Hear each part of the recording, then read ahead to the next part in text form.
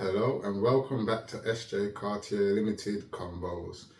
So today I'm going to discuss my little review after watching Adolescence and kind of like delve into us as like adults, to be extremely honest, like who are watching this series, who have watched this series, and what we actually take from it.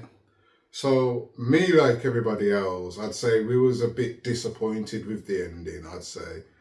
So yeah, it was captivating, but that last episode felt very anticlimactic. But then I'd say like it depends on how you look at actually what that last episode was actually about. So for me, I'll go into why I'm even doing this video. So yeah, everybody's watched it, everybody enjoyed it, everybody understands it's a deep subject that touches everybody, whether you've got kids or not. Yeah, so it touches everybody. And I was watching a daytime TV program, and they said they are actually talking about showing adolescence in schools. So to me, first of all, I thought, why? Secondly, I'm thinking again, what are they watching that I've missed that makes it actually suitable more for films than actually the adults? And then I actually started delving into actually the TV series and what actually that last episode was really about. And for me, as a person with children now, as a person, as a father, as a person who's grown as a young adult, as a person who's grew in a kind of environment around knives and violence and everything else, I'd say that last episode was more about parents seeing the signs in their children before it is too late. So if that is for me, what I believe that last episode is about, I don't understand why the kids need to be watching this. I think, in fact, us as adults need to re-watch Adolescence and actually take in the message that is being shown throughout it.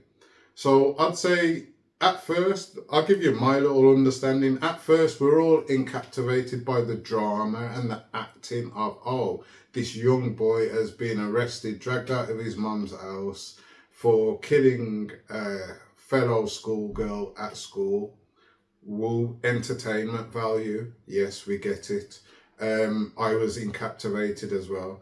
The next episode, I believe, was more about the interview and the process of the interview and what actually happened on that day, and starting to kind of get a little picture of the father and the sister, not really the mother, more the father and the sister. So the young sister, we could see she obviously was getting bullied at school due to this issue, and obviously she had issues at home as well. She didn't seem to me to be very lively in her home either. So that could be at first taken as obviously what's happening at school. But then in the third episode, it's actually, the third episode is where they're in the van, isn't it? The driving, and fourth. Is that the fourth one? And they're going to wherever they're going to the last one, yeah. And I think everybody started missing like what was really going on with the dad at this moment in time. So throughout the whole series, Stephen Graham played a magnificent part. All the actors and actresses played a magnificent part, because something I want to point out as well, this was not scripted from what I heard. So all this was just done off one sketch, one take, let's go. They had a plan, they had a start, a middle, an end, and let's run with it. We know what we're trying to portray. So the actors done magnificent anyway. But then I say, because of this, some of us may have missed the actual point. So in a lot of through this series, you could see Stephen Graham at points was losing his mind, getting angry, getting a bit violent at certain points throughout the series. And I'd say a lot of us was just taking that as, oh, wouldn't we be angry? Wouldn't we be upset? Like, our son's been locked up for killing a young girl in school. The whole neighbourhood knows. And suddenly now he's getting paedophile or rapist spray paint on his van. Something. So for us, we was there thinking, is he playing with the kids or something? Is he doing something at home? Something was suspicious from that point for me. We was far off the sketch because there was none of that. Yeah, but that's where my mind and our mind was actually thinking, like, where is this actually going? Like, there's something that's made this child act the way he has acted, and it's obviously something to do with the home. And this is what we all kind of think of sometimes. If there's a child acting out, it's put blame onto something that's happening in the home or that as the parents have done or something. So our natural instincts floated to that.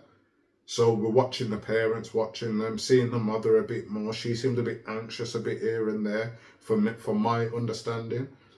But then as you start getting to the end of the series, you start to see that there was actually an issue with this child before.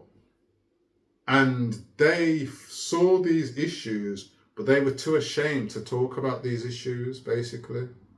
And I'd say maybe the mother was the one more pushing, and the father, with his pride and energy, was not pushing.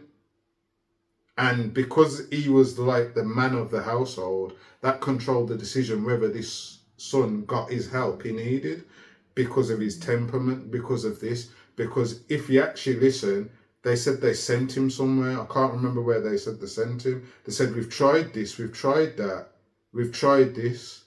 We should have done something else. Don't remember that. So in there, they tried to do something due to all this temperament that he had, because he kept losing his temperament here, there.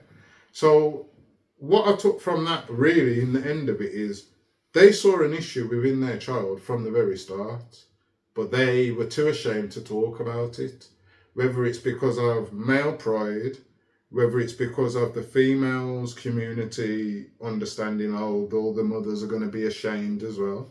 Yeah. For the young girl, it's hard to talk to people at school as she's a young girl. So the issue actually prolonged into something that ended up in this young boy killing a young girl for whatever reason. We still don't know. I would love to see a part 2 to Adolescence where it kind of gives a more backstory to how the son was actually seeing it and how it looked from his point of view. So how he was when he was growing up, how he actually was feeling when he was losing his temper, to how he actually felt to the point where he ended up murdering a young girl for whatever reason. Tell us why.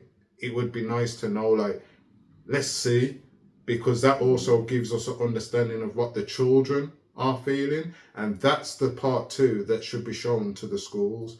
This first part is for us as adults who have children or don't have children, who have kids who live next door, across the road, anywhere, like, because it's for us to keep a notice on how children actually change their behaviours and not to be ashamed to talk about it because we don't want to seem like we're bad parents. So that's my like little understanding of what Adolescence was for me. And a big round of applause to Adolescence, because Stephen Graham, Ashley Walters, I love that we're bringing in UK, keeping the urban UK in this as well, because a lot of the times it's people that don't come from these urban backgrounds portraying these films who may not be able to get that understanding of what we're trying to portray within the film.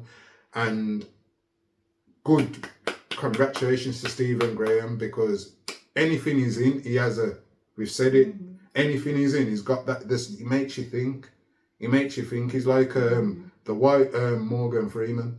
Do you get that? Like, you don't get it until you get it, and you like it, but you don't know why you like it. Do you get it? So, and to the little boy, because that was some serious the kid, for him to switch. He was playing an amazing part still, but they did. I watched him on them two talking about it when I told you, that made me say, now we have to watch it as well.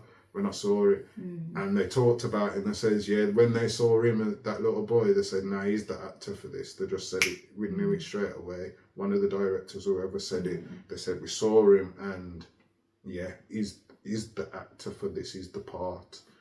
He's got it. So yeah, round of applause to them all the cast, to be honest, because they played a magnificent thing. But now it's on us as adults, as parents, as leaders of the community, as upbringers of the youth, to actually understand what this TV series really means to us in our home, in our society, to our family, our friends, people we associate with on these social networks. So yeah, thank you for joining SJ Cartier Limited Convos today, and I hope you enjoyed this little insight to adolescence. Thank you.